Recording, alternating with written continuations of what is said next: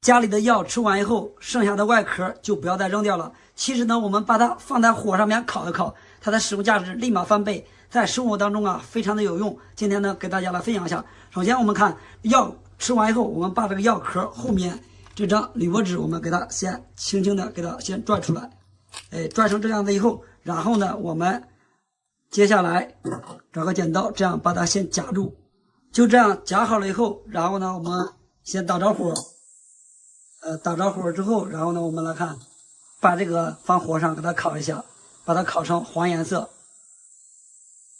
我们看烤完后就是这个样子的。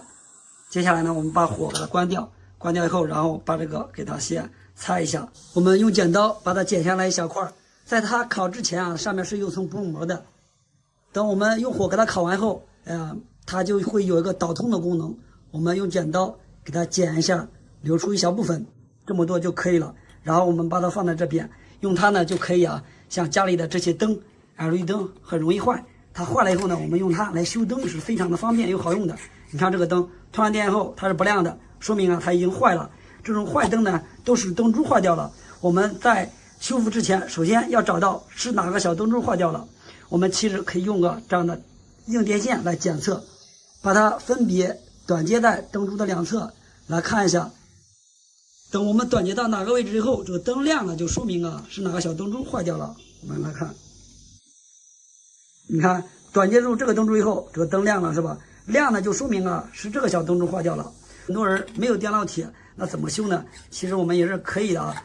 我们把这个灯先拿下来，然后呢用剪刀把这个坏的灯珠给它先抠掉，抠掉之后，然后呢把下面这个白色的塑料东西给它刮一刮，好，刮完以后，然后呢，我们放在这边，找个电工胶带或者是透明胶带，剪下来一小块，然后把这个铝箔纸，我们给它放在胶带的中间，这样放好以后，然后把它再贴在这个灯上面，一定要记得贴在这个坏的灯珠上面。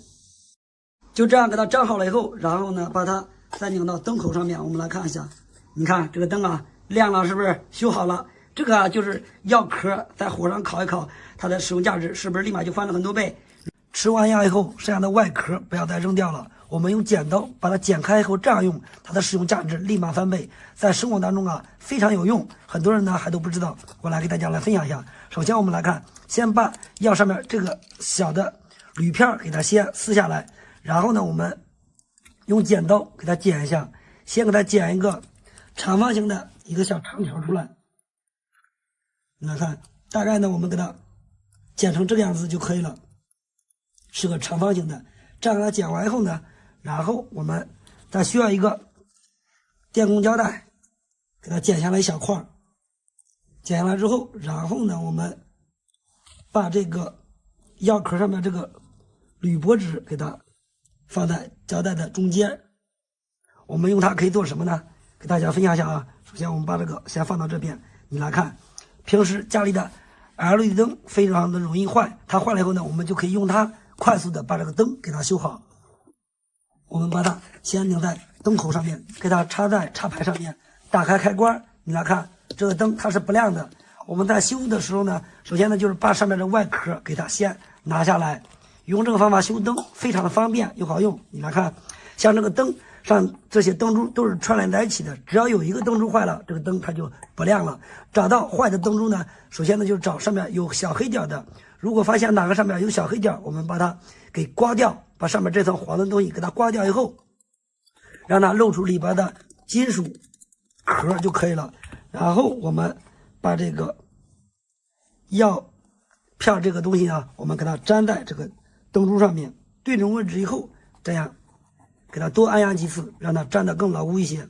你来看，这样粘好了以后，我们再来测试一下。你来看，这个灯立马就修好了，是不是非常的好用，是吧？把它分享给你，感谢大家观看。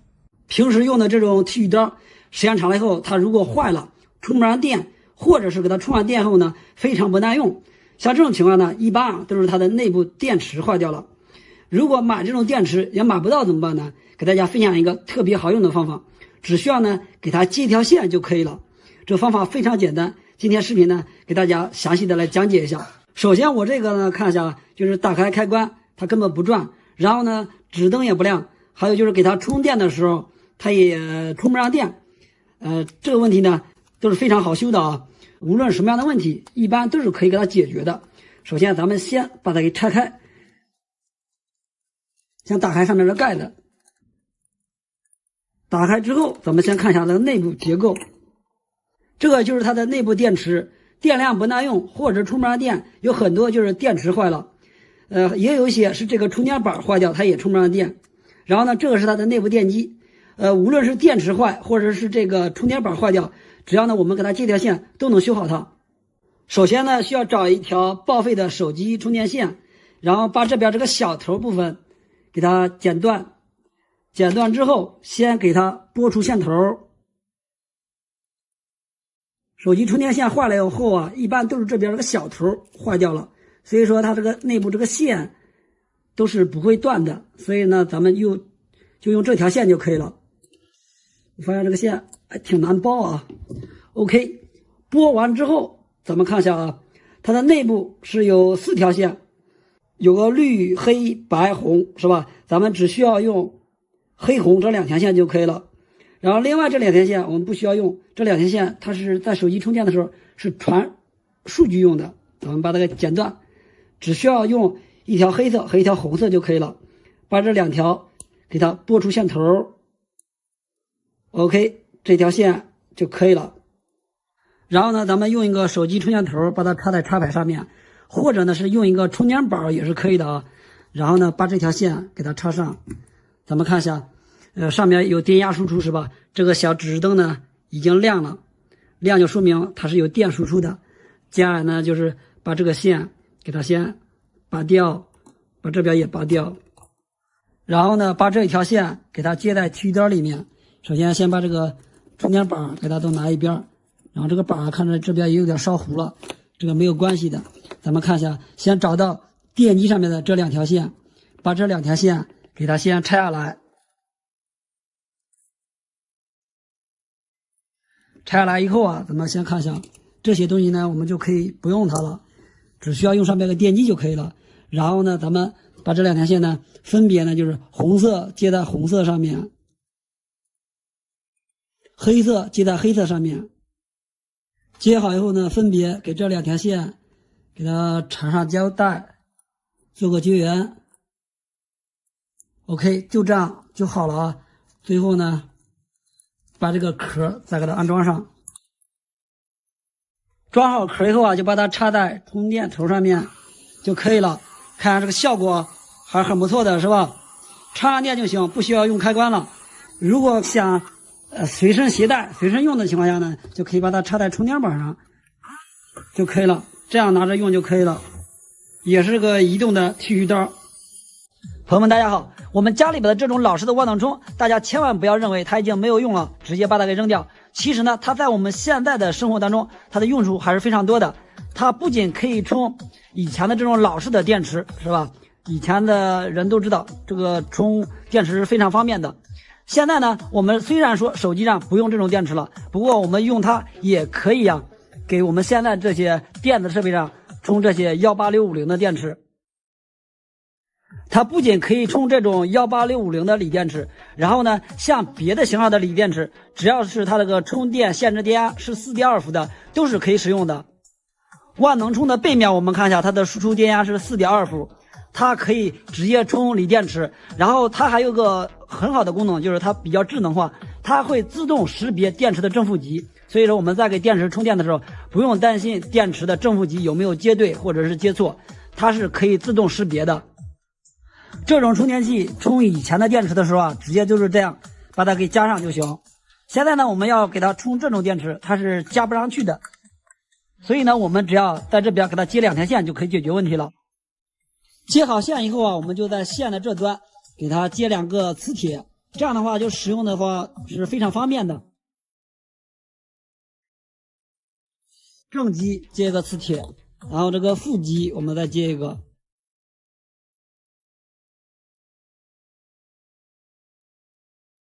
接好以后啊，我们看一下，它就可以直接吸在电池的正负极上面。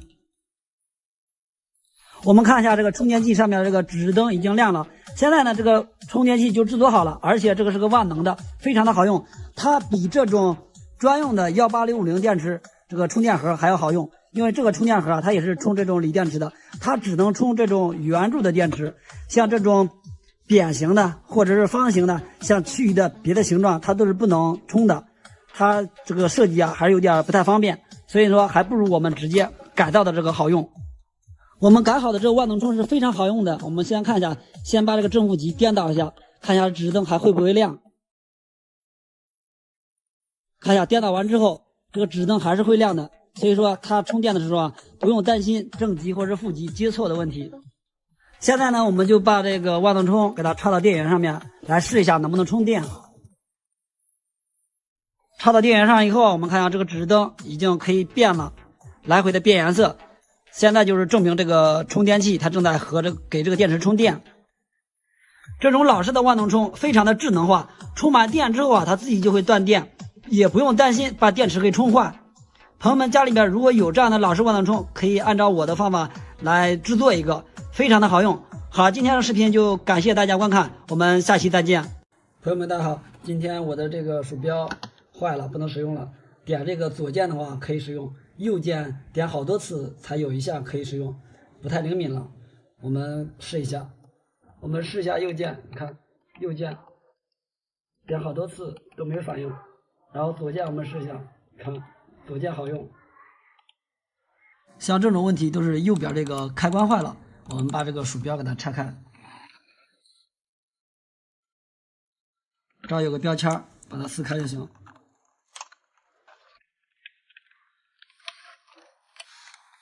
然后就打开了，非常简单。这一个就是右键的开关，它这个时间长以后，内部接触不灵敏了，这个有时候可能接触不到，它就点右键没有反应，就是这个的问题。我们把这个拆下来，我们给它上点焊锡，这样的话好拆。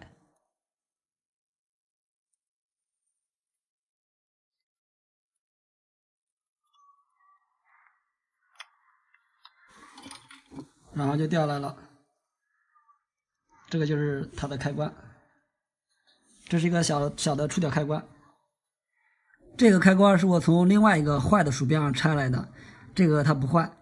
然后这些鼠标上的这个触点开关它都是通用的，只要外观一样它都可以使用。这个是刚才拆的，我们现在把这个开关给它装上去。这个开关安装的时候它是有方向的，我们看一下这个红色的这个触点，这个按键是冲这个位置的，这个主板上也有个标注，我们要这样安装，不要安装反了。安装反的话，那肯定这边是不能使用的。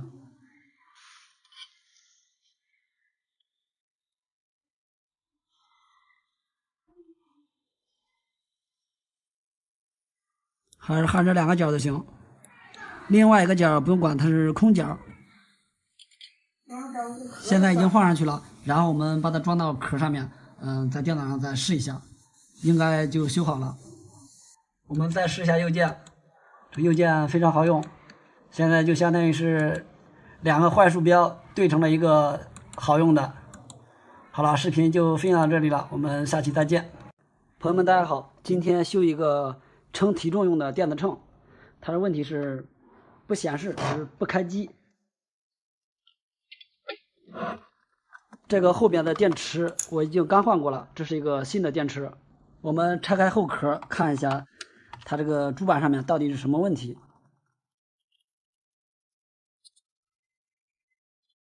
这个电池已经换过了，还不能开机。像这种情况，我们首先要检查这个开关，看它到底坏不坏。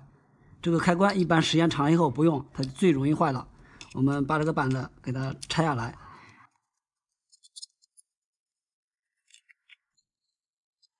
我们先把这个电池给它拆下来。我们把这个开关打到这个开的位置，我们测量一下它的引脚，看一下能不能导通。不直接导通啊，看一下有这么大的阻值。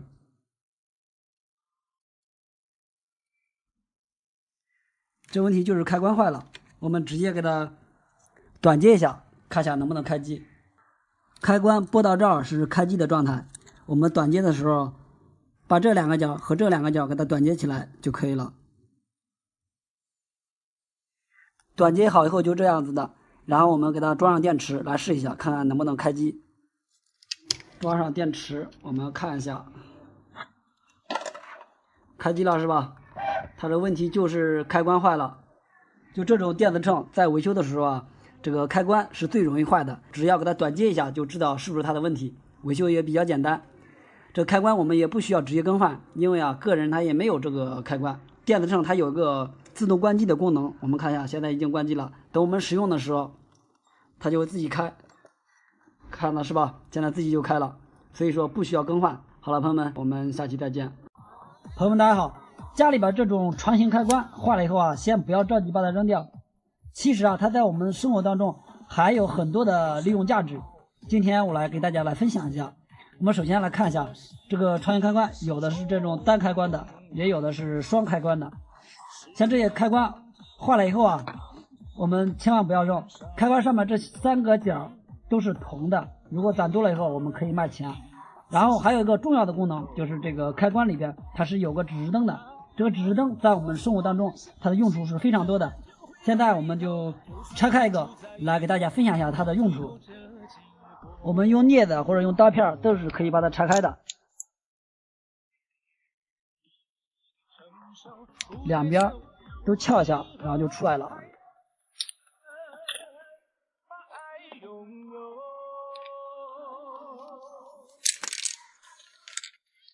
OK， 已经出来了。这个上面是有2条线的，我们先把这个线先拨出来。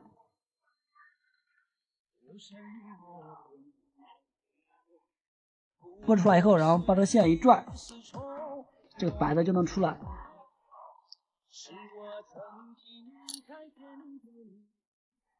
我们看一下内部这个就是奶泡，然后旁边这个是个色网电阻。我们主要就用它，它的作用是非常多的。我们把它给拆出来，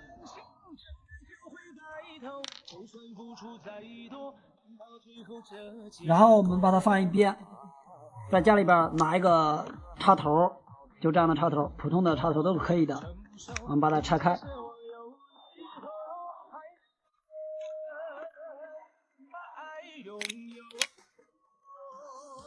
把这个灯泡，我们这2条线，我们给它窝一下。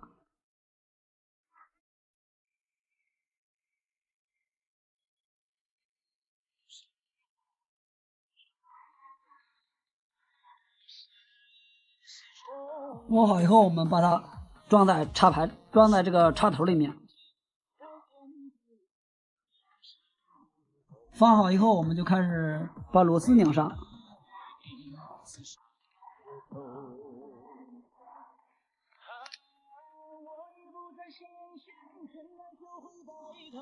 最后把这个壳我们再给它装上。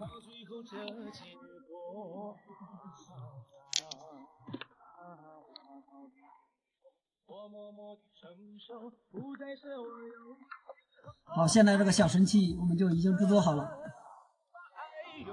像我们家里边的插排，有的一些是不带指示灯的，有电没电我们也不知道。现在我们就需要这个制作好的小神器了，我们只要把它插上去，看一下这个指示灯就亮了，这样就能快速的判断出它是有电的。动手能力强的朋友们可以把这个指示灯直接装在插排里面也是可以的。如果这个插头不是透明颜色的，也可以把这个灯泡延长一条线，然后把它放在这个孔这个位置。如果家里边的插排插孔非常多，用不到这么多的话，也可以这个东西一直在上面插着也是可以的。最早的这种插排它用的指示灯都是这样的，这种指示灯也非常的耐用，用几年也不会坏。感谢观看，我们下期再见。家里面电器上面换下来的这种坏的开关，大家千万不要扔。今天这个视频我给大家分享一下坏的开关，然后我们也可以接着在废物利用，在生活当中啊用处还是很多的。我们看一下，这些都是坏的，它都不能使用了。我们再看看这个，看根本就过不来了。现在我们把它给拆开，给大家分享一下它的用处。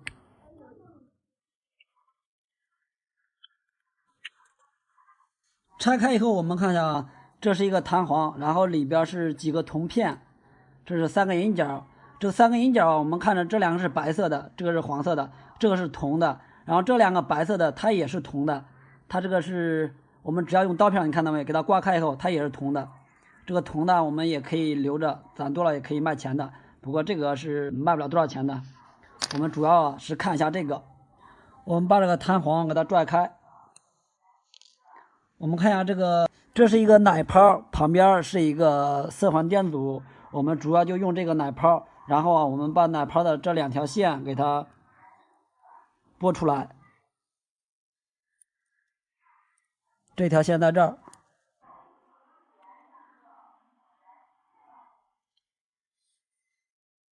好，现在已经拨出来了。我们然后再把这个罩子给它先扣上。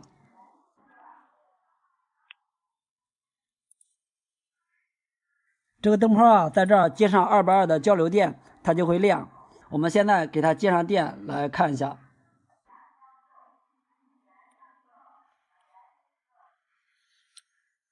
接好以后，我们开始通电。我们看一下，这个灯已经亮了。这个效果看着很不错啊！现在我们用它作为一个家里边电器的电源指示灯是非常不错的，也可以作为插排的电源指示灯，都是可以的啊。以前的插排用的指示灯都是这样的。大家在遇到这种坏的开关，千万不要扔了。好了，今天视频就分享到这里了，感谢大家观看。Hello， 朋友们，大家好，今天咱们修一部手机，它的问题是不开机了，然后充电呢也没有任何反应。前2天的时候，它还是可以充电正常使用的。不过充完电之后它用个2-3个小时就没有电了。它的问题是电池的问题，现在是电池彻底坏掉了。我们看一下这个手机然后这个屏也摔烂了，后壳呢也磨损的比较严重。然后这个手机型号太老了，所以说换新电池是没有必要了。我们就改装一块旧电池，也可以正常使用的。首先我们把下边2条丝给它卸掉，然后呢把手机卡取出来，然后从这个底部这儿直接把这壳拆掉就行了。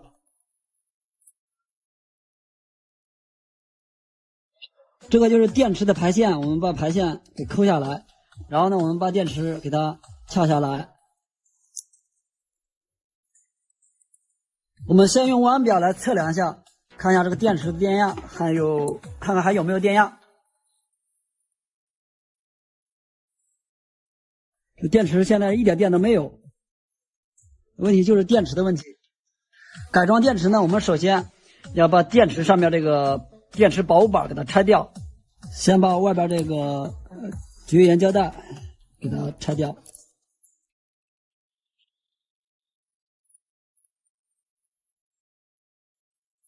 我们把电池的这个保护板给它焊下来，我们需要用这个保护板。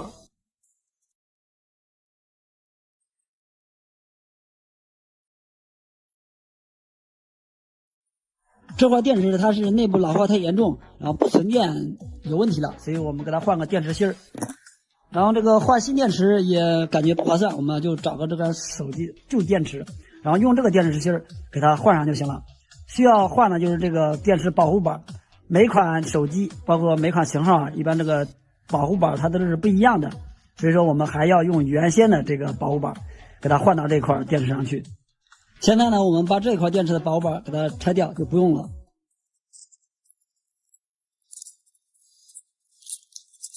把这个保护板也给它拆掉。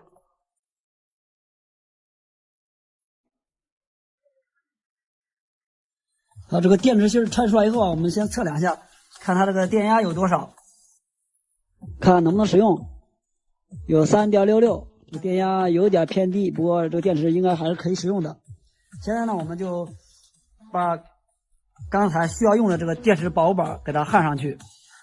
焊的时候大家一定要注意，你看一下这个电池这个左侧这儿是负极，然后右边是正极，就是这边是负极，这儿是正极。然后焊接这个电池保护板的时候也是一样的，我们看这个焊点上面上面有标注正负极，一定不要弄错。我们看一下，这个焊接应该是这样焊接的，这边是正极，对应的位置是正极，然后这边是负极，这样给它焊上就行了，就这样焊接。先在保护板上面给它上点焊锡。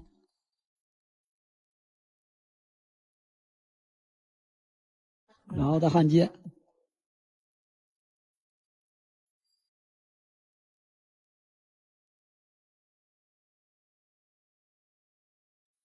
焊好以后啊，我们再测量一下这个电压，看它有没有输出。如果有输出，就证明这个电池做好了，能使用。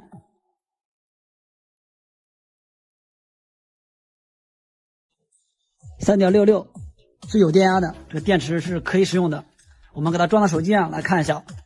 安装手机之前，要先给这个电池用绝缘胶带给它再粘一下。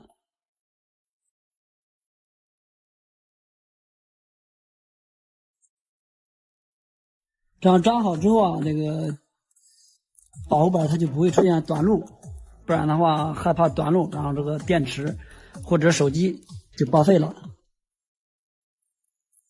然后我们再把电池装上。这电池呢，只要能放到手机里边就可以。所以说选这个电池的时候，不要选的个太大了，太大的话是放不进去的。扣上电池，我们开机来试一下。OK， 已经开机了。现在它的电量是5%，然后我们试一下能不能给它充电。如果能充电的话，就证明没问题了。我们看一下，已经充电了，是吧？这电池只要简单的改装一下就可以了。家里边就是换下来的旧电池或者是旧手机里边的这个电池，大家千万不要扔。其实啊，还有再利用的价值。好了，今天视频就感谢大家观看，我们下期再见。今天咱们修一个鼠标，它的问题是左键按键失灵，有时候呢按好多次才有一下能使用。今天我来给大家分享一下它的维修方法。需要用到的工具就是一把镊子和一把螺丝刀，不需要更换任何配件。这个方法可以说是零成本维修。然后这个方法呢也适合维修有线鼠标和无线鼠标，都是可以的。如果朋友们的鼠标出现按键失灵或者是粘连的情况，可以按照我的方法来操作一下。好，现在我们就开始拆这个鼠标。有线鼠标或者无线鼠标，它都是在这后边是有一个螺丝的。我们把后边这个螺丝给拆掉。拆掉以后，我们就开始把这个盖给它拿掉了。前面它是设计的是卡扣，这样一拿就掉了。先把这线拽掉，然后把鼠标上面这个主板给它拿下来。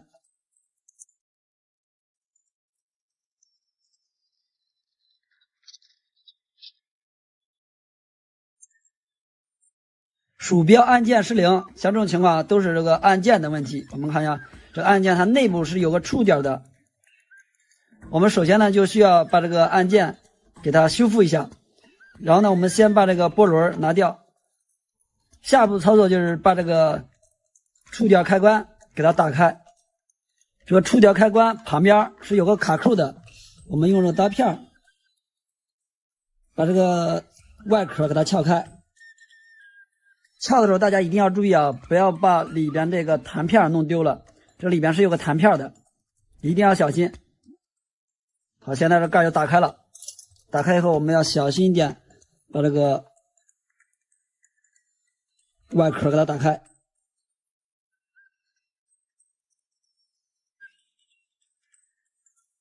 好，这个外壳打开了，上面的这个白色的塑料是它的按钮，我们把它拿一边。我们看一下它的内部还是很简单的啊，就一个这样的弹片，别的东西就没有了。现在呢，我们把这个弹片给它拿下来，用镊子在这夹住，往外一拉，然后这个弹片就掉了。现在呢，我们看一下这个弹片，上面是有个接触点的，就在前边这个位置。上面这个接触点如果出现氧化发黑以后，它就会按键失灵。我们再看一下反面，还是有个接触点的，已经氧化发黑了，我们把它给处理一下。修复方法可以用这个镊子给这个在这个接触点上面给它刮一刮，把这个氧化层给它刮掉。好，这边已经刮完了。刮完之后呢，我们把这个反面啊，然后再给它刮一下。出现氧化以后，它就是接触不良，然后它就会出现按键失灵或者是不灵敏。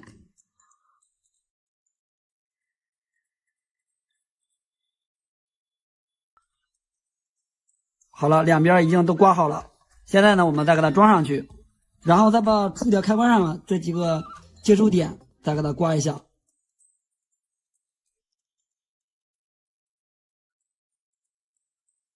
这儿一个点，然后这个上边还有一个点，也给它刮一下。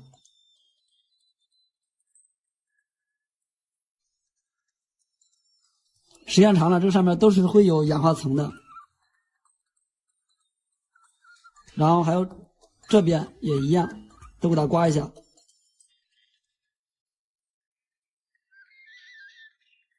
这个槽这个位置，这儿一定要刮干净。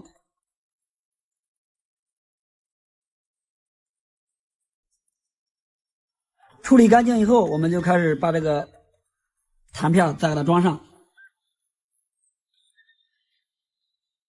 放上去以后，用镊子夹住这边，往右一拉，往下一放就卡住了。然后把这个白色的按钮再给它放进去，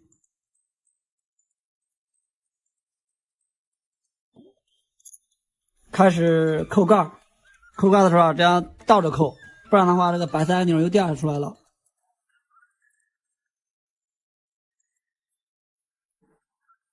好，按上就行了。然后我们再按一下这个触点，看有没有按键的感觉，可以，没问题的。然后呢，我们再把这个波轮给它再装上，